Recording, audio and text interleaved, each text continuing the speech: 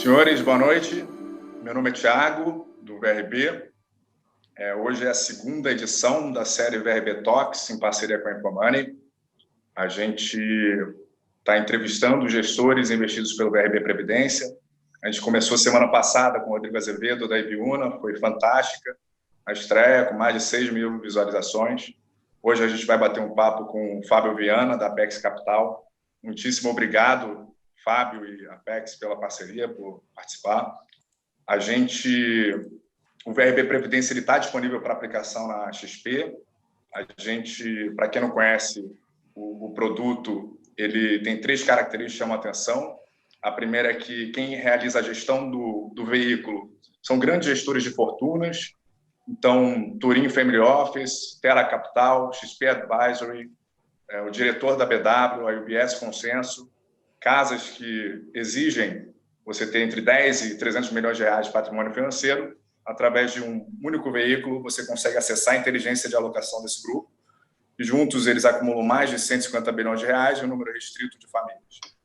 A segunda característica que chama atenção é que, através de um único veículo, você acessa grandes gestores de recursos, fazem parte da carteira Kinesis TR, Ibiúna Prévia Multimercado, Nave Long and Short, SPX Lancer, Constellation, ações, Velt, ações, e muito em breve a Apex Long Bias vai fazer parte da carteira, a gente está muito feliz.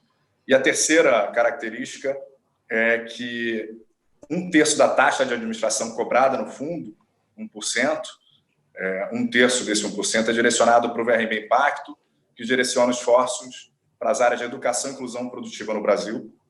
A gente espera impactar centenas de milhares de pessoas ao longo dos próximos 10 anos, alocando cerca de 35 milhões de reais direto nos projetos. Então é isso, eu encerro minha participação por aqui, introdutória. Queria passar a palavra para a Juliana Napolitano, que também é investidora no fundo, se você me permite falar, parceira antiga. Queria agradecer demais a Infomoney pela parceria, ao Roberto Teixeira, sócio responsável pela XP Seguros. Sem o Roberto não teria sido possível botar o fundo de pé. E o Luciano Tello, CIO da XP Advisory, membro do Comitê de Investimento do VRB Previdência, do VRB Multimercado, nosso convidado especial. Super obrigado também pela participação. E, Fábio, de novo, agradeço aqui em nome do VRB. Excelente live para todos. E vou ficar acompanhando por aqui. Legal, obrigada, Thiago. Obrigada mais uma vez pela parceria. É um prazer poder apresentar junto com vocês essa série de lives. E, Fábio, muito obrigada por ter aceitado o convite. Acho que vai ser uma conversa super interessante. Bom, nós vamos nos revezar aqui nas perguntas, eu, o Roberto e o Luciano, e quem estiver assistindo também, queria lembrar que vocês podem mandar as perguntas, que eu vou fazer essas perguntas para o Fábio ao longo aqui da entrevista. Então, Fábio, eu queria começar falando com você sobre cenário. Os últimos dias voltaram a ser super complicados, né, nos mercados mundiais, quer dizer, quando parecia que a coisa tinha dado uma relativa acalmada, o preço do petróleo teve uma queda sem precedentes, ficou abaixo de 0, acho que ninguém imaginava uma situação dessa, e acho que isso mostrou como o mercado continua turbulento e o cenário continua incerto. Então, eu queria saber qual que é a sua projeção, quer dizer, qual é o cenário base que você tem para os impactos que essa crise pode gerar, tanto na economia quanto na situação das empresas. Bom, obrigado pelo convite, pessoal. Um prazer estar aqui com vocês. Em relação a cenário, Juliana, a gente estava no momento anterior ao vírus, né? A situação de crescimento era uma situação estável. Era uma situação onde, no cenário internacional, você tinha resolvido uma parte da questão comercial entre Estados Unidos e China, com a assinatura da fase 1. Então, abriu assim, um período de tranquilidade do ponto de vista de eventos potenciais de risco. Você tinha a questão no ano eleitoral americano, mas o Sanders começou a perder espaço, então nem isso se provou ser um risco considerável de volatilidade para ativos de risco.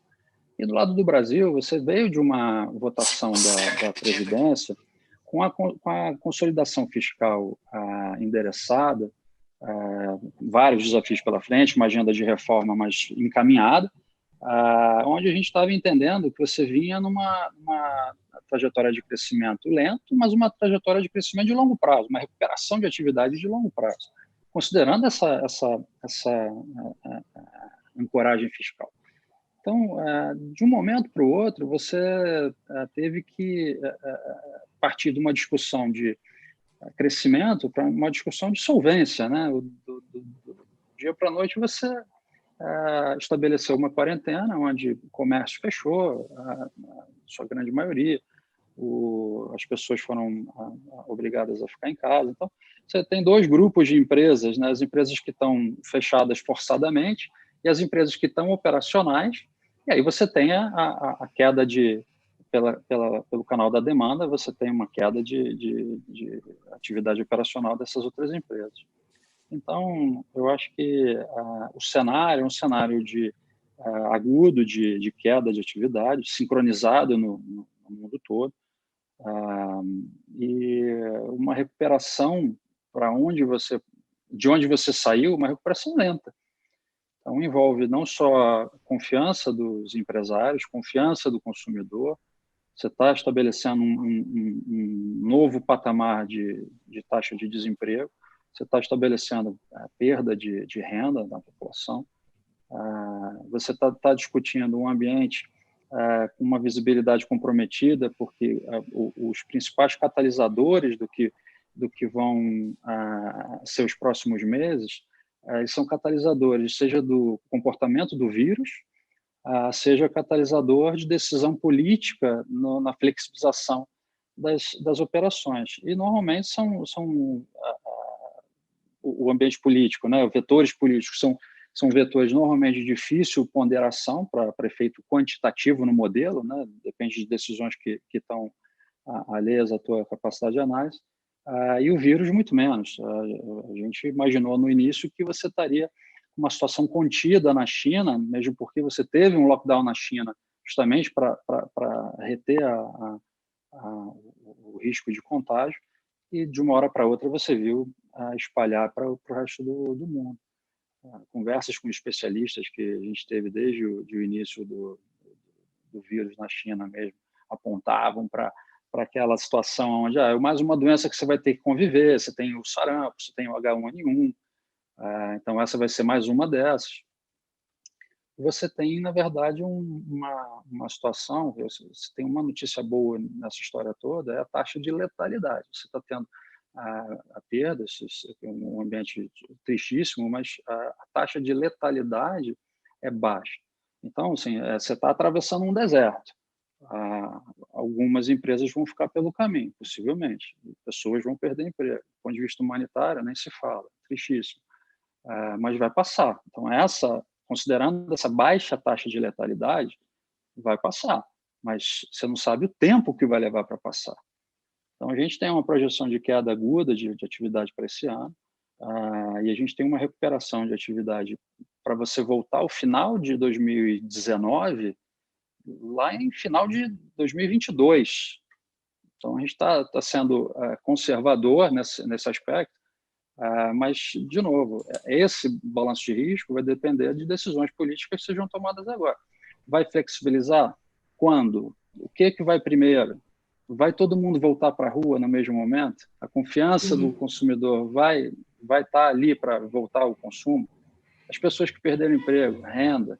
Então, tem um monte de informações aí no meio do caminho que ainda deixam a visibilidade muito comprometida, né? Sim, eu queria chamar o Luciano Tello, que ele tem uma pergunta relacionada a isso para fazer. Luciano Tello, que é diretor da XP Advisory. Tudo bem, Luciano? Tudo bem, obrigado, Juliana. Não, dando continuidade ao que o Fábio colocou, né, olhando para a última carta, a gente estava comentando um pouquinho antes da gente começar a live de hoje, a gente passou de um mundo que está se capturando o crescimento brasileiro em aceleração para um mundo de solvência. Então, primeiro, eu queria que você falasse um pouquinho como é que você tem usado para modelar aí resultado, como é que você tem usado de abordagem e o quão dependente isso é do tempo de confinamento para você olhar para resultado das empresas, potencial das ações, e depois uma pergunta sobre setores, mas depois a gente faz o follow-up. Legal. O que a gente pegou alguns exemplos de quarentena, primeiro na China, né? E fez umas contas de quanto tempo você ficaria fechado. Então, a gente chegou a uma conta aproximadamente aí de até 2 meses para fazer a parte quantitativa do modelo, você perdendo receita, né? Você tem 2 grupos de empresas aí, né? Acho que essas que estão fechadas vão ter efetivamente a perda de receita no período que está fechado, e depois a gente coloca uma curva de recuperação gradual de receita ao longo do tempo. A gente também veio trabalhando corte de custos, de redução de linhas de CAPEX, para tentar chegar a um nível de valuation, imaginando o que os executivos vão fazer, os executivos das companhias vão fazer para cada uma das empresas. Nas empresas que estão operacionais, a gente foi dissecar linha a linha o que poderia acontecer. A linha da receita é uma principal, é o grande elo de ligação entre o ambiente interno da empresa e a atividade macro, né? Essa daí sofre o primeiro grande impacto. Mas onde os executivos têm capacidade de controle, de gerencial, a linha de custo. Vamos trabalhar na linha de custo, linha de CAPEX, como é que eu me financio, como é que eu faço mais caixa, como é que eu vou usar o meu caixa. Então, essas empresas, as empresas, na modelagem, você teve que, dentro desse esquema da solvência, você teve que trabalhar justamente como é que está o perfil da dívida de curto prazo vis-à-vis o caixa. Tem recebível para ser descontado? Dá para fazer? Sim ou não? Como é que está o acesso às linhas de crédito? Eu não consigo mais acessar a linha de crédito. Então, essa é uma candidata a você poder ter evento de liquidez. Eu não consigo mais acessar a linha de crédito. Eu consigo acessar o mercado de capitais? Pior ainda. Então, assim, tem uma notícia boa para os investidores de mercado líquido, né? Bolsa de valores, assim, é que essas empresas da Bolsa, elas já estão com acesso ao mercado de capitais. Nesse momento, o mercado de capitais está fechado, mas esse grupo de empresas, por estar mais visível e ter uma relação com os bancos de mais longo prazo e com o mercado de capitais de dívida também, mercado de capitais de equity e mercado de capitais de dívida, aí você pode tentar fazer, vou fazer lançar uma debenture, não, está fechado. Tá bom, então vem cá. Banco, eu tenho minha linha de crédito aí, posso usar? Tenho. O custo é um pouco mais alto agora, então você vai acessando esse tipo de canal para reforçar teu caixa. Então, aquela máxima, né, o cash is king, nesse momento foi assim, imperativo. Então, as empresas vieram trabalhando nessa linha. Então, eu acho que você tem um risco grande para as empresas que estavam muito endividadas. Essa está trabalhando, nessa hora você não quer ter empresa endividada, mas a gente entende que as empresas que estão listadas na Bolsa, elas têm um acesso diferenciado, não só às suas linhas de crédito com bancos, mas com o mercado de capitais, normalizando um pouco mais a situação, a volatilidade, que ainda está muito volátil. Eu acho que o mercado de capitais volta lentamente a se abrir e você conseguir ter um acesso em algum momento. Então, acho que esses são os pontos principais aí de liquidez e que, como resposta, as autoridades monetárias vieram com muita força e foram super eficientes, muito rápidos na questão do auxílio à liquidez de mercados para ativos de risco, de tentar diminuir um pouco esse problema da crise de liquidez imediata, e os governos com as políticas fiscais, que foram também inéditas, em tamanhos muito relevantes, e isso tudo dá sustentação para preço de ativo. A gente corre o risco de ter uma atividade econômica muito, muito, muito, muito fraca, muito ruim, e o preço de ativo não sofrer tanto quanto a atividade por causa desse excesso de liquidez que foi injetada nos mercados, tanto no mercado doméstico quanto no mercado externo, né? Mas mais o externo, onde o volume de liquidez foi bizarro, foi uma barbaridade. Uhum.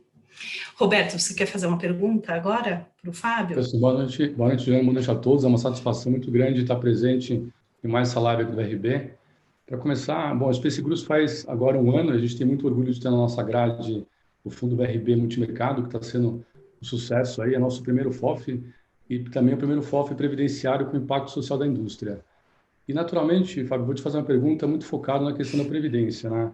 Vocês são uma casa absolutamente diferenciada do ponto de vista de renda variável, com grandes fundos, também com estratégias focadas em long bias. Eu queria ver contigo, explorar com você um pouquinho como vocês enxergam os diferenciais de renda variável no veículo previdenciário, que além de ser de longo prazo, obviamente ele tem, na verdade, todo um arcabouço de eficiência fiscal aí para ser trabalhado. Essa é a minha pergunta. Eu acho que do ponto de vista de investimento em empresas, Roberto, a estratégia previdência, né, a classe previdência, não podia ser mais alinhada com a Bolsa. O investimento de longo prazo, como prevê, né, uma previdência, é justamente o perfil de investimento que o investidor de empresas deve ter, né?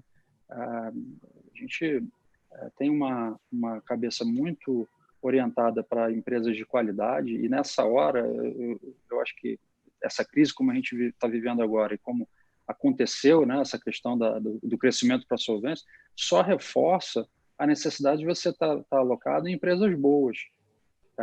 Vou dar um exemplo aqui, uma loja Renner, por exemplo. A Renner tem um histórico de longuíssimo prazo de crescer e ganhar mercado durante as crises. Ela tem trabalhando num mercado super fragmentado e muita economia, seja informal ou pequenos players, formalizados, mas pequenos players.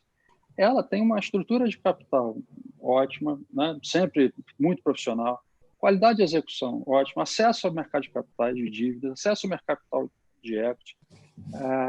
Essa operação, toda crise, alguns competidores ficaram pelo caminho e ela saía mais forte, saía com mais participação de mercado. Nessa crise, eu não tenho dúvida que vai acontecer a mesma coisa, porém, tem um risco maior. A gente tem a posição, tá? A gente gosta da posição, mas eu não aumentei essa posição durante a crise, porque ela está no olho do furacão. Se o comércio ficar fechado por 2 meses, eu estou ok com ela não tem problema de caixa. Se ficar fechado 1 ano, eu vou ter uma preocupação muito grande com a renda. Só que para ela ter uma preocupação, para ela ser uma preocupação, o resto do varejo de vestuário acabou.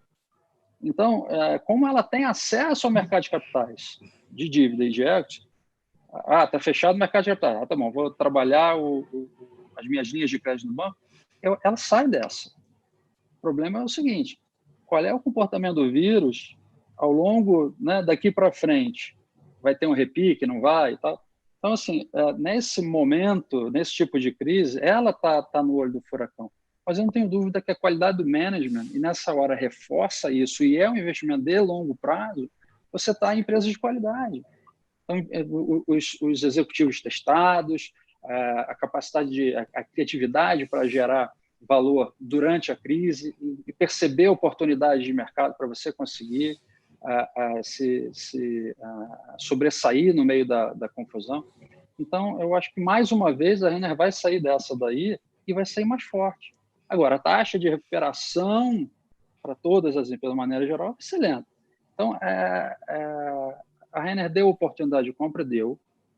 Se essas condições de 2 meses de quarentena forem observadas, deu oportunidade de compra. Mas eu acho que não vai faltar oportunidade de você voltar a aumentar a posição de Renner um ambiente de convicção muito melhor. E a gente está aí para uma maratona, não está aí para uma corrida de 100 metros. E a estratégia Previdência é uma maratona. Essa que é a grande beleza do investimento de bolsa, mas é um investimento de longo prazo. Uhum.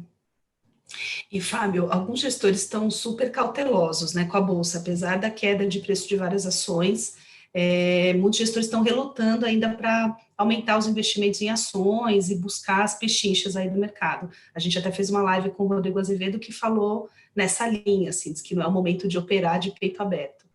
Eu queria saber, na sua opinião, esse é o momento já de procurar essas barganhas na Bolsa, quer dizer, o que ficou barato e pode ser oportunidade de investimento, ou a estratégia para investir agora tem que ser mais cautelosa, tem que ser nas empresas mais defensivas e que podem atravessar, enfim, esse cenário de um jeito menos... Essa pergunta é boa, Juliana, porque quando a gente está olhando, né, e fatiando os fatores de risco, eu citei 2 fatores de risco que a gente não tem muito domínio. O principal deles é o vírus, ele que está no comando dessa situação, e eu acho que o mercado recuperou das mínimas de março em cima de uma expectativa de que você estava fazendo um platô ali na taxa de contaminação. Isso está sugerindo que a quarentena funcionou. Agora, como é que você sai da quarentena? Aí você sai da quarentena e você tem um repique, então você pode ser que tenha mini quarentenas ao longo do caminho para manter a tua taxa de contágio baixa. Eu acho que uma coisa que, assim, do jeito que o vírus tem uma transmissibilidade elevadíssima, acho que todos nós vamos pegar essa virose alguma hora. Agradecer, né, torcer para não ser nada sério, mas trabalhar para que tenha lugar no hospital, se a gente precisar parar no hospital. Então, a saída é um ponto de interrogação enorme. Isso é um fator de risco que a gente não tem muito como modelar. A gente está olhando lá a China, tá legal. Foram lá 2 meses, então a taxa de recuperação você vai fazer uma projeção. Agora, abril, volta a ter alguma contaminação. Isso já é incerteza. Como é que fica isso aí para frente? Então, eu acho que, considerando que a recuperação vai ser lenta, eu acho que você vai ter tempo para comprar com muito mais convicção. Isso eu não tenho dúvida. Eu não sairia correndo atrás do mercado para cima, com risco de você comprar mal comprado, né? Legal era ter comprado na mínima do mercado, mas você só sabe quando é mínima depois, quando virou passado. Para a gente comprar a empresa, e a gente fez algumas alocações no meio dessa crise, a gente foi buscar as empresas que estão operacionais, que você tem uma avaliação. Primeiro, o qualitativo é um filtro que você tem já as empresas que você gosta de comprar, como se fosse uma wishlist, né? Essas empresas aqui eu gosto, mas eu gosto nesse preço. E essas empresas bateram esse preço. E por quê? Mesmo fazendo os ajustes de queda da linha de receita, fazendo um ajuste que a recuperação é lenta, elas estão operacionais. Essa é a beleza da coisa. Por que eu não aumentei, Renner? Porque ela não está operacional nesse período. E eu não sei qual é o impacto. É mais fácil modelar a empresa que está operacional. E aí um pouco você citou o comentário do Rodrigo, operar de peito aberto, né? Assim, ser defensivo, você está na defesa ou no ataque. Eu acho que você tem que atacar onde você tem mais convicção. Então, talvez para ele a convicção maior seja no juro. Para mim, que só faço bolsa, a convicção maior está nas empresas que estão operacionais. Então, ali eu me sinto seguro para aumentar. Ali funcionou. Mas funcionou ali no final de março, onde a gente estava com um nível de assimetria muito bom. Então, assim, as empresas de saúde nesse cenário, eu acho que elas acabaram sofrendo bastante com a preocupação do vírus gerar uma taxa de sinistralidade mais alta. E, na verdade, por crises passadas, né, recessões sinalizavam para a gente que os procedimentos seletivos eles não são usados. Então, você cai a taxa de sinistralidade. Então, para a gente, no modelo, o vetor era para o outro lado e estava dando ponto de compra para a gente. E ela está operacional, diferente das empresas que não estão operacionais. Então, o setor de saúde foi uma boa oportunidade para a gente entrar com essa percepção, e aí você fazer conta nisso daí é muito mais fácil. Então, vou trazer essa discussão de uma outra maneira. Quando você olha múltiplo, e foi uma das coisas que a gente escreveu na carta desse trimestre, quando você olha para múltiplo, você está olhando normalmente 12 meses para frente. Então, vamos pegar o caso de uma varejista que está ficando 2 meses fechada, dentro de um ano calendário de 12 meses. Isso dá mais ou menos 17%, 2 de 12. Isso na linha da receita, ela foi marcada a zero, essa linha de receita, por 2 meses. No lucro, essa perda de 17% de receita dá mais ou menos aqui uns 30% para uma dada empresa, tá? Dá 30% no lucro. Se essa mesma empresa operava 20 vezes lucro e o lucro caiu 30%, a razão preço-lucro, o preço teria que cair 30% também. Mas isso é para um horizonte de 12 meses, e considerando todas as outras linhas constantes. Quando você olha pelo DCF, Assim, essa empresa vai morrer na travessia do deserto? Não, essa empresa não vai morrer na travessia do deserto. Né? Com todo o balanço de risco que a gente tem que fazer, certeza a gente não tem de nada, mas no balanço de risco, a conclusão é que você vai atravessar o deserto. Então, ela vai continuar e 2 meses dentro da vida da empresa, no modelo que a gente chama na perpetuidade, não é nada. É muito pouco. Então, deveria ter caído muito pouco. Só que o nível de convicção nessas premissas é baixo porque ninguém conhece o vírus. Então, eu prefiro ir aonde eu tenho mais convicção, que são essas empresas que estão operacionais. E aí é muito mais fácil o nosso trabalho pelo nível de... O modelo te dá muito elemento, né? O qualitativo você já tinha, e o quantitativo você conseguiu bater fazendo premissas novas no seu modelo, né? Então, eu acho que assim, o momento ele é defensivo, porém tem muita coisa que você pode ir para o ataque. Luciano, quer fazer a sua pergunta, então? Você falou que ia voltar à história dos setores, acho que é o momento. É o momento, né? Aproveitar o gancho do Fábio. Não, exatamente isso, Fábio. Quer dizer, olhando o que você tinha comentado na última carta, a impressão que a gente tem é que você estava aproveitando aí o crescimento do Brasil, então eu imagino que você tivesse ter algum peso no varejo, né? E aí você mencionou agora do que você tem mais convicção, né? São as empresas de qualidade que baixaram o preço e estavam operacionais, como Saúde, você deu um exemplo. Você mencionou também líderes de mercado, imagino que Renner, a manutenção de Renner na carteira seja um caso desse, de líderes de mercado, né? Bem gerida, a comunidade de investimento sempre gostou da empresa, mas os múltiplos estavam altos, então talvez seja uma oportunidade mais longa. Mas tem alguns outros setores que você mencionou, né? Na sua carta, que é serviços financeiros, concessões públicas, alguns setores que possam ter aí um espaço para ter um desempenho bom. Então, só para explorar esse outro lado, o que você tem visto em termos de setores, e com a crise, mesmo assim, você tem achado que são resilientes o suficiente para investir? O setor de energia elétrica, no caso da distribuição, você tem, assim, tentar fazer a coisa sempre mais simples aqui, tá? Ela distribui para 3 segmentos, industrial, comercial e residencial. Comercial fechou, né? Então, traz para simplificar a marca zero.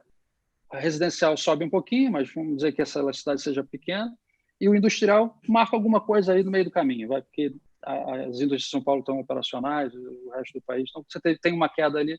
No momento que você sair Só que essas empresas caíram muito, o mercado bateu, que é um setor regulado, tem sempre um risco regulatório. A gente traz uma memória de crises passadas e extrapola o que você pode fazer. Qual o saco de maldade que tem ali, ou como é que você vai dividir a conta, né? E pelos históricos a gente também atribui algumas perdas dentro do cenário, né?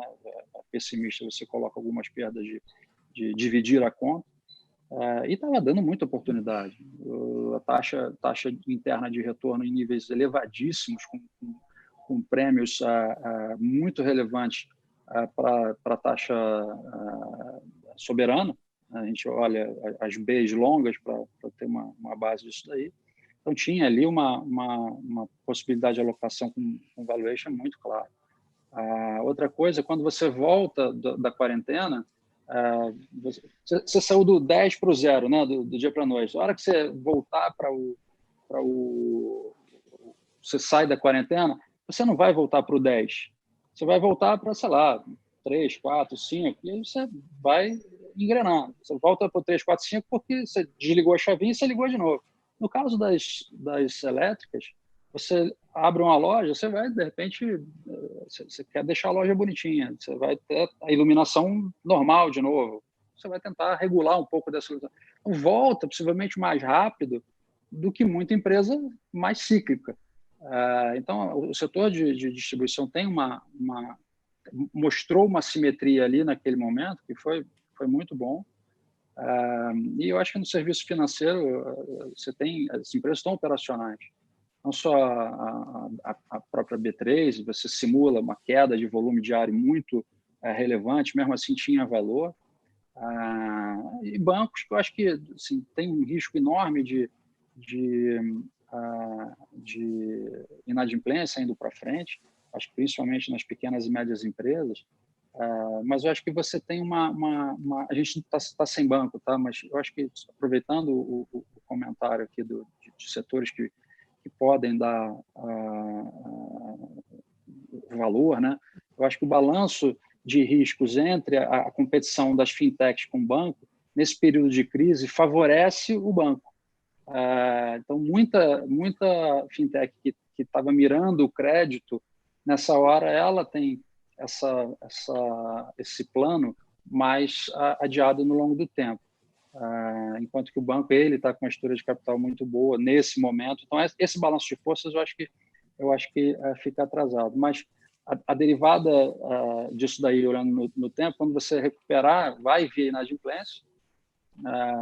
E uma medida interessante que a gente tem olhado na China, da atividade do agregado, voltou 90% da operação, né, de onde estava antes da crise. Mas os pequenos e médios negócios, eles voltaram só 40% em operação. Então, vai na linha daquela história da confiança e, eventualmente, boa parte disso aí ficou pelo caminho, por questão de capital de giro. Pequena e média empresa tem um risco enorme de capital de giro. Você foi endereçar justamente, esse é o coração da empresa, né, a liquidez. Uhum. Então, acho que são os setores que a gente viu possibilidade de compra muito claras, mas nessas empresas que estão operacionais. Entendi. E só para resumir, esses setores promissores, então, energia elétrica, né, saúde e serviços financeiros. Esses são os principais que vocês viram oportunidade aí. Juliana, eu vejo várias oportunidades, tá? Algumas que a gente já tinha na carteira e algumas que a gente aproveitou para adicionar que estava na nossa wishlist. Eu acho que o setor do varejo, ele, dependendo da empresa, eu acho que fica, não tem motivo. Agora, você tem uma posição, fica com ela, não precisa mexer na posição. Outras oportunidades, eu acho que o e-commerce, a tese digitalização, ela só ganhou força nessa crise. Ela se mostrou uma alocação muito ganhadora. E a gente já há bastante tempo vem com essas teses de inovação na nossa pesquisa, de uma maneira geral, e a gente tem alocação em algumas dessas empresas, né? Mercado Livre, Magazine Luiza, Dettol. Eu acho que a taxa de adoção dessa tecnologia ela tende a subir, porque quem não sabia operar no e-commerce aprendeu a operar agora. Razoável imaginar que boa parte desses novos operadores vão adotar a tecnologia como... Então, você muda um pouco, você acelera aquela taxa de crescimento. Então, eu acho que tem assim, o e-commerce, que já era uma tese de longo prazo, ela só aprofunda. O varejo, dependendo da empresa, mas aí tem que olhar empresa a empresa para você poder afirmar que é uma boa alocação. Eu acho que o setor de commodities, no caso até da Vale, eu acho que é uma alocação boa, porque tem um número de estímulos fiscais que a China está fazendo que endereça especificamente infraestrutura. Então, o complexo de metais ele fica bem exportado, o preço do minério não caiu, exclusivamente em função disso. Você tem uma perda na Europa, né, de atividade, de consumo de minério, mas você tem um ganho na China. Então, a resultante disso é um minério sustentável. A taxa de utilização do aço na China já está acima do nível antes do vírus. Eu acho que a cadeia de proteína também, mais um setor, esse é um setor de alimentação, você pode ter substituição entre carne vermelha, porco, frango, então as diversas proteínas, mas eu acho que, pegando o ativo correto, são ativos que operam, que independem da atividade Brasil, dependem mais de atividade externa ou dependem de consumo básico, que no caso da cadeia de proteínas é o caso, e se beneficiam de um dólar um real mais desvalorizado, né? Então, são essas alocações também fora de Brasil, fazendo por Brasil, mas que operam fora de Brasil, são ativos muito bons para você ter. Caso de transporte ferroviário no Brasil também, e você tem acesso a uma das principais vantagens competitivas do Brasil, que é o agronegócio. Então, esse escoamento da safra, que também parte consumo doméstico e boa parte exportação, também acaba se beneficiando de um real mais depreciado. Então, assim, acho que a oportunidade tem várias que a gente já gostava, que logo antes da crise a gente estava questionando valuation e estava num processo de redução de tamanhos de posição, mas as oportunidades existem. Eu acho que a gente, como aloca mais para o longo prazo, algumas empresas, para a gente desinvestir integralmente, ela tem que estar muito cara mesmo. E a gente tinha feito isso em janeiro e fevereiro, em alguns nomes, mas tinha reduzido só algumas outras que a gente ainda tem. Então, a gente passa por esse questionamento, né, você gostava de Brasil para o longo prazo, porque era estrutural, a consolidação fiscal que estava arrumada, mas você não estava gostando de valuation que estava extremamente esticado. Tinha empresa que o mercado estava perpetuando, no setor de construção civil, por exemplo, estava perpetuando uma rentabilidade para a companhia que era uma maluquice, apesar da operação ser fantástica. Mas tudo bem, eu não vou shortear, mas eu também não quero estar comprado, porque essa rentabilidade aqui, tua margem de segurança já não existe mais. Então, esse tipo de avaliação a gente tem que sempre fazer, né? As oportunidades estão aí. Uma que a gente cortou, e foi uma outra grande surpresa, você citou do preço do petróleo, né? No meio dessa crise toda do vírus, Arábia Saudita e Rússia conseguiram criar mais um problema, que foi uma disputa em relação à produção, e jogou o preço do petróleo para níveis muito depreciados. E a gente tinha Petrobras, e essa a gente cortou logo no iniciozinho da crise, quando a gente viu esse problema da OPEP, a gente resolveu cortar. Essa a gente não voltou ainda. Apesar de gostar da gestão, o que vinha sendo feito na gestão estava apontando para a gente uma direção muito boa, de valuation em termos absolutos bons, em termos relativos melhor ainda. Vocês tiraram da carteira por incerteza com o preço do petróleo mesmo. Exatamente. Tá, essa foi. Legal. Roberto, quer fazer a sua pergunta? Perfeito. Fábio, voltando um pouco ao tema lá do BRB previdenciário, que vocês vão fazer parte muito em breve, a gente observa o mercado de previdência uma evolução bastante contínua do ponto de vista de alocação de ativos, maior exposição em renda variável, questão também de você poder ter a figura do proponente qualificado, que é super importante, e tem limites bastante próximos do fundo tradicional de 555. Na ótica do gestor, vocês são gestores super antigos de previdência, já tem uma parcela bastante relevante. Você enxerga, na verdade, novos entrantes em previdência com novas estratégias? E mais uma pergunta, você acha que, de fato, os gestores estão fazendo uso da sofisticação completa da norma? Porque ela está bastante completa hoje em dia.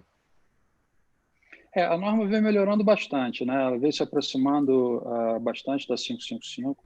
Eu acho que essa flexibilização de regulação ajuda. Quanto mais próximo, acho que mais participantes terão. Então, eu vejo com muito bons olhos.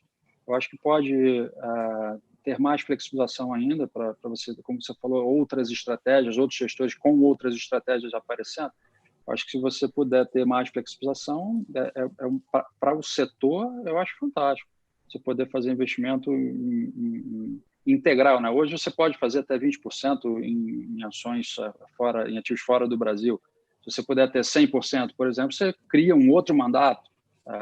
Outros gestores podem querer usar essa prerrogativa de fazer um outro mandato com ações. Então, acho que quanto mais próximo e mais flexível for na direção de convergir para 555, eu acho muito bom. E já melhoramos bastante, Roberto. Melhoramos muito, né? A regulação veio sendo flexibilizada nos últimos anos, sem dúvida. Isso já é perceptível. Legal. E, Fábio, você mencionou Petrobras, né, que vocês tiraram do portfólio. Que outros setores que você vê como arriscados hoje, que vocês preferem ficar de fora? Eu acho que, por valuation, eu acho que todos os setores estão baratos, né? Assim, quando a gente... Vou só reforçar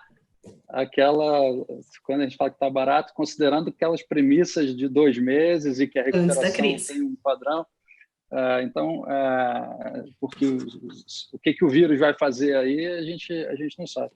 Então, por que eu estou falando que o setor caiu tanto, Júlio? Mas caiu tanto que para você manter um short hoje, a empresa tem que estar à beira do colapso, porque tem muita alternativa. Então, eu acho que a discussão, como o setor arriscado, a gente pode direcionar para os setores que vão demorar mais a recuperar. Então, acho que esse é o setor de turismo. Esse vai demorar para caramba para voltar. Dentro do aluguel de carros mesmo, Localiza, que a gente tem, gosta e tal, essa foi uma das que a gente reduziu um pouquinho no início da crise, percebendo que você tem uma parcela de aluguel de carro de aeroporto que você teria um drag muito relevante por um determinado período. Essa parte de lazer vai demorar para voltar. Essa daí demora, mas é mais um dos ativos que você tem certeza que, pela história da companhia, eles vão conseguir sair dessa e vão ser mais fortes. Então, tem vetores de longo prazo, como o Uber, que é um vetor de crescimento que está por aí, veio sendo um dos responsáveis do crescimento da companhia dos últimos anos, e eles vão continuar crescendo. Então, você perde de um lado, aumenta em outro. Mas essa parte do lazer, eu acho que ela fica atrasada. Shopping, que a gente gosta, acho que está barato. As pessoas, para voltarem ao shopping, no dia que reabrir o shopping, acho que as pessoas vão voltar. Mas eu acho que o tráfego vai ser numa curva, a gente não sabe qual é, mas vai ser numa curva mais lenta, por ser um ambiente um pouco mais fechado. Restaurante, você vai voltar para frequentar restaurante com que frequência e quando, depois da flexibilização. Então, acho que vai ser mais no comportamento. Isso é mais uma das coisas que a gente tem olhado no comportamento da China, para ver quanto tempo está levando. Mas, mesmo assim, não é garantia que você vai repetir isso daqui. Primeiro, pela capacidade de execução do governante, do chinês, né? O nível de imposição das regras e a facilidade do controle, principalmente via os celulares, que eles têm uma penetração super eficiente nesse tipo de controle, mas diferenças culturais, né? Então, é uma proxy, mas você precisa tropicalizar. Então, a gente está estudando, está trabalhando para ver o que... Eu colocaria mais dessa maneira. Os setores mais arriscados, eu acho que todos os setores já têm problema, mas eu acho que a maioria das empresas que vão ter problema não estão na Bolsa, pelas razões que eu comentei aqui do acesso às linhas de crédito e ao mercado de capitais. Tá. E só para aproveitar esse gancho para fazer uma pergunta aqui que chegou de uma pessoa que está nos assistindo, antes de passar para o Luciano, e o setor aéreo? Qual que é a perspectiva de vocês para esse setor? Vai demorar também muito para se recuperar? Vai. Acho que vai. Você não vai deixar de voar. Ninguém vai deixar de voar aqui. Você pode viajar menos. A gente está fazendo essa conferência por videoconferência. A gente poderia estar fazendo ao vivo, mas a gente está fazendo... Então, mais um dos... Quando eu falei da tese da digitalização, isso aqui é um hábito que a gente vai conseguir repetir muito mais vezes do que fazia antes. Isso vai economizar trajetos, né, traslados que você estaria indo a pegar um avião. Então, diminui o tráfego. Isso eu acho que acontece. Viagens a trabalho, acho que vão reduzir.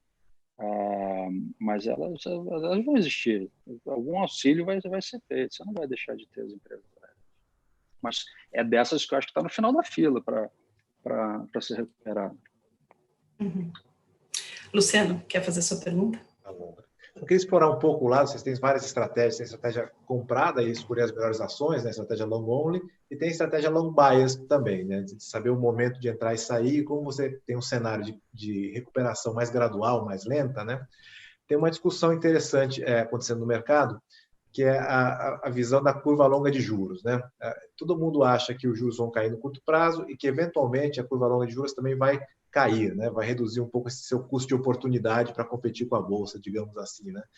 Deixar o prêmio de risco para estar em bolsa mais interessante. Mas tem muita gente preocupada com a parte fiscal também, né? Porque você tem muito gasto do governo que vai ter que aumentar em função, efetivamente, da pandemia. Então, como é que você está vendo isso? Quer dizer, primeiro, você está um pouquinho mais cauteloso em termos do long bias, porque a recuperação vai ser gradual, como você tem colocado, as oportunidades vão ficar aí por algum tempo. Por outro lado, como é que você vê essa parte de custo de oportunidade, de prêmio, olhando para o seu competidor aí, que é a renda fixa longa? Excelente pergunta, Luciano. Eu acho que a gente, no nosso cenário base, a gente tem a ancoragem fiscal mantida para frente, né? Mas o risco hoje é muito maior do que há 2 meses atrás. Você passou alguns anos discutindo a reforma da Previdência e o Congresso aprovou a reforma da Previdência entendendo que a situação fiscal era frágil. Você discutiu uma economia de 800 bi em 10 anos. Você vai gastar isso entre gastos e perdas de arrecadação em 1 ano. Então, a situação ela é uma situação muito sensível.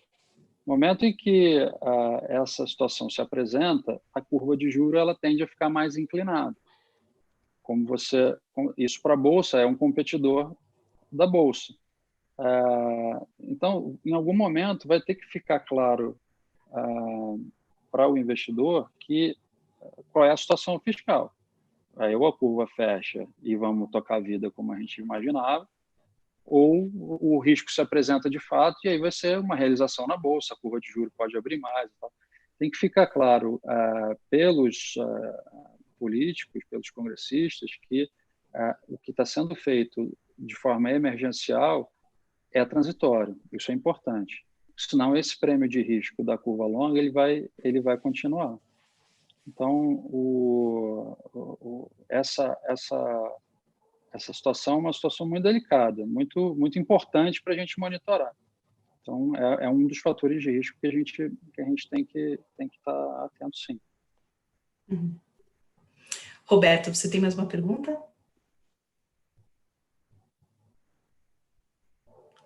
Roberto? Acho que o áudio está... Opa, acho que o áudio está no mudo. Desculpa, estava mudo o áudio. Imagina. Fábio, até pegando um pouco esse gancho de gestão que a gente acabou de observar aí, a gente observa no atual cenário uma grande volatilidade e muita incerteza, né? O que você acha que muda na gestão de um fundo hoje tradicional 555 de um fundo previdenciário? E pegando um pouco também essa questão, por ser de longo prazo, você acha que algumas alocações em previdência elas vão ficar na carteira? Até porque hoje o perfil do participante, a gente observou na crise, ele é muito mais resiliente que um fundo tradicional. A gente observou que praticamente não teve saque. A gente, de fato, traduziu uma educacional bastante importante para ponto. Eu queria ver o seu posicionamento com relação a esses pontos. Eu acho que a gente não trata as carteiras de forma diferente, tanto do long bias como o 555, assim como da Previdência. Tá? A gente tem limitações de regulamento só entre um e outro, mas as carteiras elas são iguais porque o horizonte de investimento que a gente observa é um horizonte de longo prazo. Então, para a gente, é só uma questão de regulamento, mas a gente vê o longo prazo como a mesma função. Então, eu acho que a gente tem, olhando para o longo prazo, considerando que são ativos reais, eu acho que é uma grande alocação. Eu acho talvez o multimercado tivesse um questionamento maior em relação a prazo, né, a horizonte de investimento, do que os fundos de bolsa. Mesmo sendo long bias ou long only. A diferença do nosso long bias e do long only é mais o que a gente pode shortear no long bias que não pode shortear no long only. Você tem uma flexibilidade ali de exposição líquida entre 50% e 100% net comprado, né, no long bias, e o long only está sempre acima de 90%. Isso ajuda a mitigar drawdown quando o mercado cai, mas normalmente a posição comprada é praticamente a mesma posição comprada do long only. O que diferencia é que você tem uma posição vendida de empresas que você acha que vai ter um ganho estando vendido nessa empresa. Está fazendo uma uma má execução, que a gente chama de duplo alfa, né? Você quer ganhar o alfa na ponta comprada e quer ganhar o alfa na ponta vendida. O que está comprado você quer que suba e o que está vendido você quer que caia. Essa posição vendida não serve só como um funding para você diminuir um pouco da tua posição comprada. Não é isso, entendeu? Então, o horizonte de investimento é o horizonte em que a empresa está entregando a execução. Dentro da nossa filosofia de investimento, a gente tem um tripé, que são os principais elementos que fazem uma ação andar, e a principal delas é o crescimento de lucro. Depois você tem expansão de múltiplo e depois você tem dividendo / recompra. Tá? Então, o crescimento de lucro, e é o micro onde a gente trabalha na nossa análise fundamentalista, é o que vai fazer andar. Então, se você tem uma execução ruim que está fazendo o crescimento de lucro decrescer, essa é uma posição vendida. A gente não faz a posição vendida só porque acha que o múltiplo está caro. Eu posso não estar comprado, mas entre sair da posição e fazer um short tem uma diferença enorme. E, Fábio, algumas pessoas que estão assistindo estão pedindo uma previsão sua. Eles querem saber se você está prevendo uma segunda onda de queda do Ibovespa agora. Então, é hora, assim, de acionar a bola de cristal aí. Mas, enfim, eles já estão fazendo a ressalva que é impossível prever o comportamento da Bolsa sempre, ainda mais num período turbulento como esse, mas tem alguma variável aí que você está analisando e que pode dar algum sinal de que a Bolsa pode, talvez, ter uma segunda onda de queda antes de se recuperar? Juliana, você já deu a resposta. Já é difícil normalmente, agora então é impossível. Onde a gente ganha convicção, de fato, é no modelo das empresas, é no valuation. Então, o que eu acho que está acontecendo, o mercado foi fazer as mínimas em março e voltou bem, né? A gente pegar o índice, né, 62, 63 e está em 80 mil pontos. A gente não vai ver os 120 de novo tão cedo.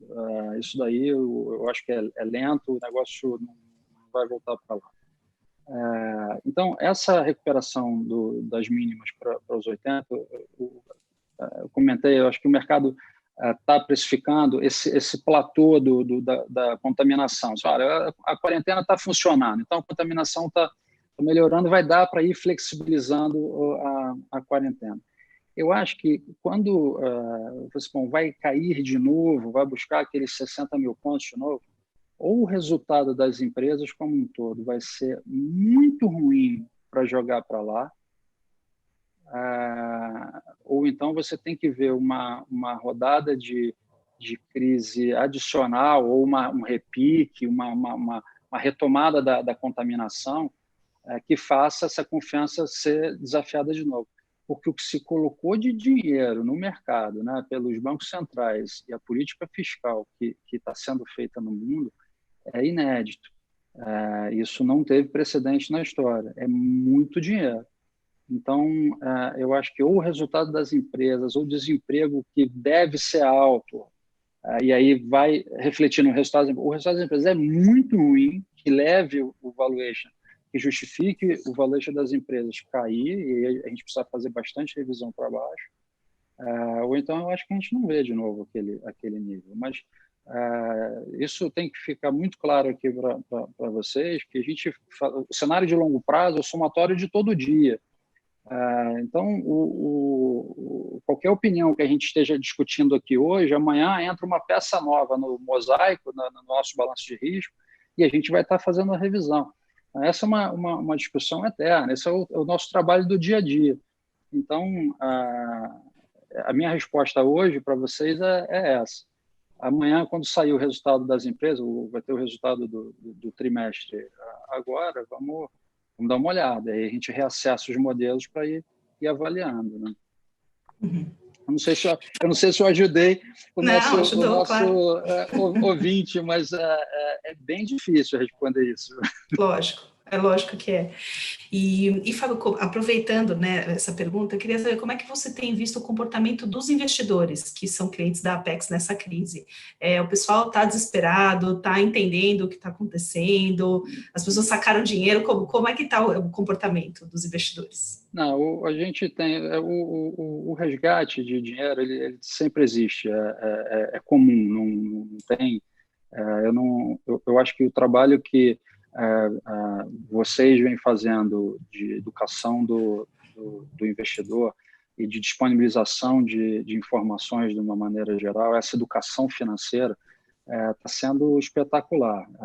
Então, o outro elemento que eu acho importante voltar a mencionar é que os juros da renda fixa, né, o Banco Central veio cortando os juros, a curva já está precificando quase 2,5% de Selic. O prêmio de risco de equities, né, ele está alto. Isso é bom para investimento em bolsa, mas isso, a Selic, o ponto do Luciano da curva longa é um ponto importante.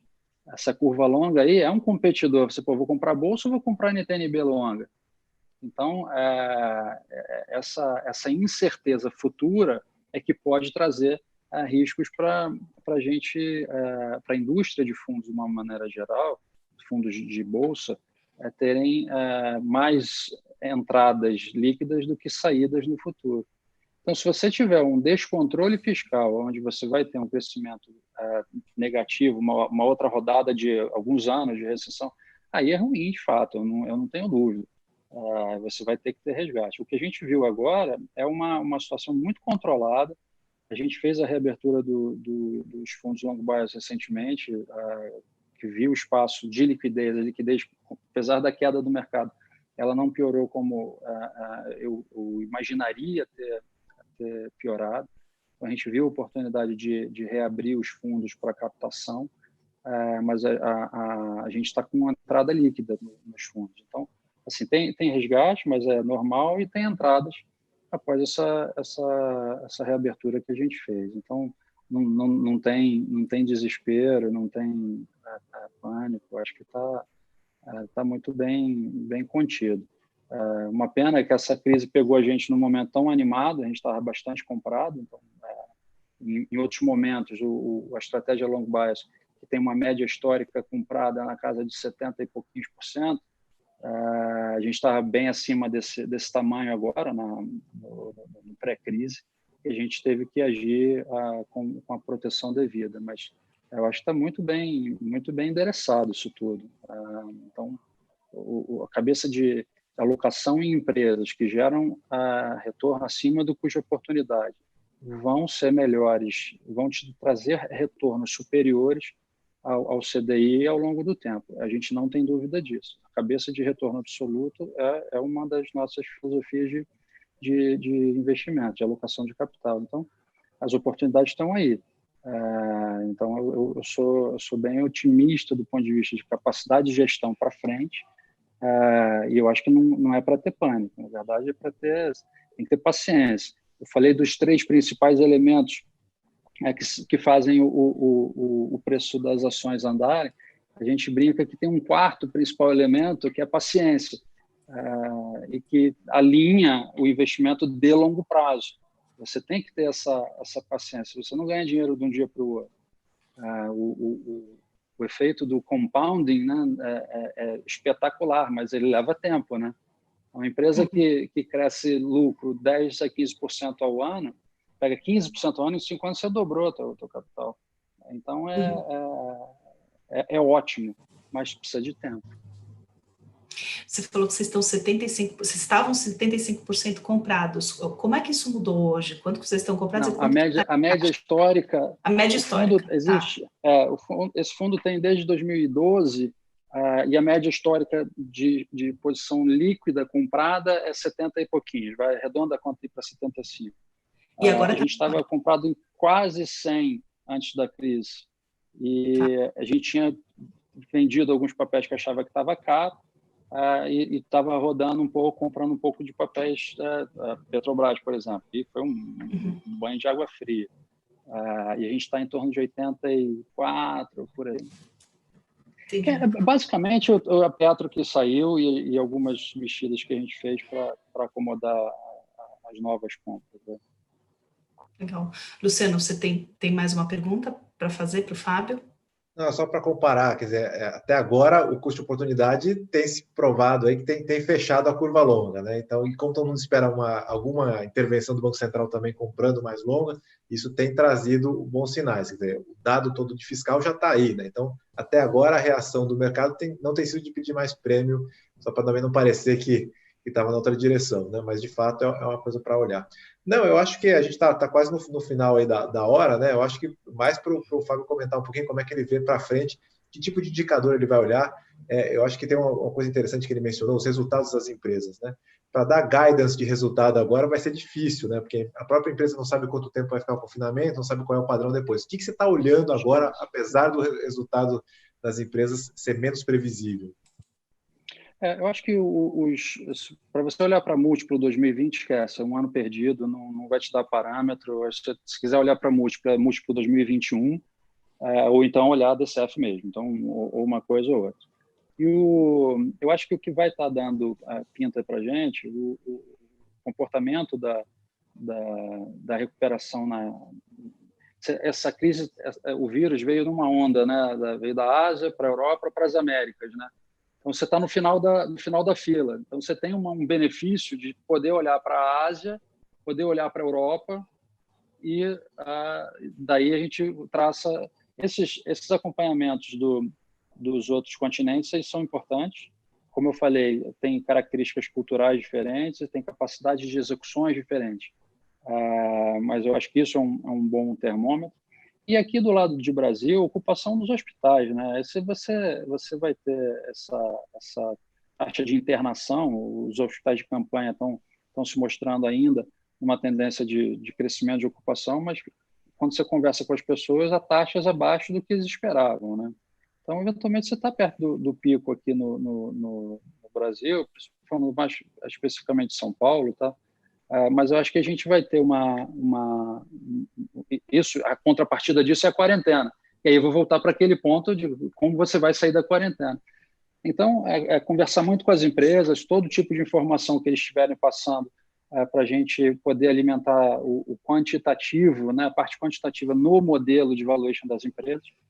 Esse contato com as empresas vai ser super importante mesmo, para a gente poder calibrar o que vem de resultado. E nas divulgações de resultados, os papéis vão mexer bem, por um lado ou para o outro. Né? Claro. Legal, Fábio. Acho que a gente encerrou o nosso tempo aqui. Queria agradecer a sua presença, agradecer a presença de todos. E queria chamar o Thiago também para fazer o encerramento e lembrar das próximas lives que a gente vai ter como parte da série aí, VRB Talks. A gente tem uma série de lives programadas com grandes gestores e fiquem de olho. Thiago, quer fazer as suas considerações aí? Juliana, obrigado, Fábio, Luciano, Roberto. Sensacional a live, mais uma live aqui do VRB Talks. Eu queria fazer uma última pergunta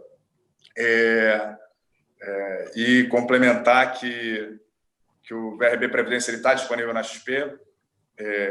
Você acessa grandes gestores, incluindo Apex Long Biased, em breve disponível na carteira. Fábio, qual é a sua percepção em relação à atuação política?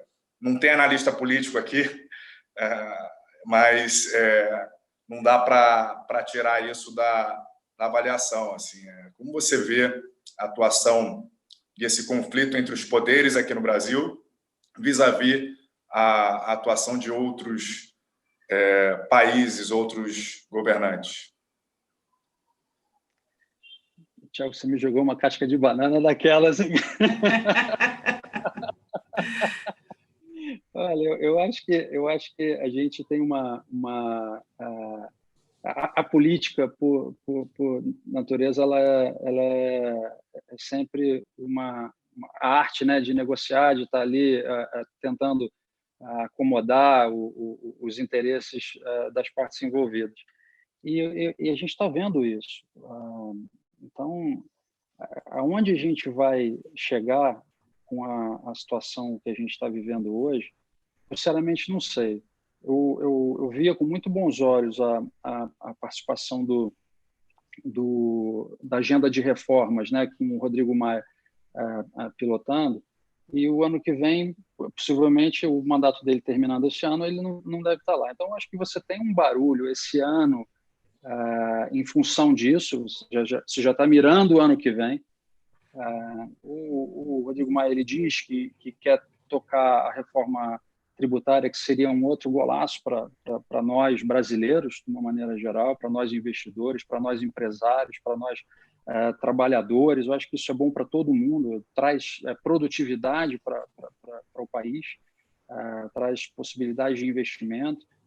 Gostaria de ver a pauta de reformas andando, a lei do saneamento está lá, está pronta, é só votar. Então, falta muito pouco para ser votado. Isso pode trazer um nível de investimento sempre positivo. E as coisas são difíceis de andar. Parece que você está sempre polarizado, está faltando alguma coisa no meio do caminho. Mas é difícil imaginar que essas agendas andem no meio de uma crise. Você virou o foco para o foco da emergência, né? Para o vírus. Então, você acaba trazendo um nível de ruído, de fricção ao processo, que ele não sai. Você precisa de um outro assunto para vir para a pauta para você poder voltar a caminhar numa normalidade da crise. Então, essa disputa eleitoral é uma disputa que está trazendo ruído. Eu acho que as intenções, eu acho que são intenções sempre... Eu não consigo acreditar que os congressistas que trabalharam por alguns anos na reforma da Previdência, que entenderam que do lado fiscal você teria um problema sério ali de solvência do país, querer rasgar a boleta agora. Então, você está numa situação mais problemática e você vai desvirtuar a questão fiscal. Então, assim, uma das premissas que a gente tem para a manutenção da ancoragem fiscal é essa, né, deles terem entendido, mas você está no meio de uma disputa que está trazendo muita fricção para o processo. Então, eventualmente, você pode piorar antes de melhorar? Talvez. Tudo ali é uma negociação. Então, esse é um cenário e que assim, não é a minha... a gente tem alguns analistas políticos que a gente compra consultoria para nos ajudar a ir fazendo esse balanço de riscos. E tem momentos, assim, logo antes do vírus, a animação deles em relação à aprovação, ao encaminhamento da reforma tributária era inimaginável, rápido, né? Os governadores todos, eles cooptados ali para fazer o encaminhamento. Agora, essa animação é uma animação diferente. Agora tem um risco fiscal, tem que ficar claro que é transitório. Então, tem uma dificuldade aí para ser observada. Essa questão não vai ser uma questão simples. Então, tem barulho, tem ruído. A gente tem que esperar, Thiago. Isso não dá para fugir disso. Tá? Perfeito. Obrigado, Fábio. Obrigado, Juliana. Semana que vem a gente está de volta. 7 horas, toda quarta-feira. Até julho a gente tem as lives com gestores investidos pelo VRB Prev e pelo VRB Multimercado. Obrigado a vocês aí, Obrigada de novo, Obrigado. gente. Boa noite. Obrigado. Um abraço. Tchau, tchau.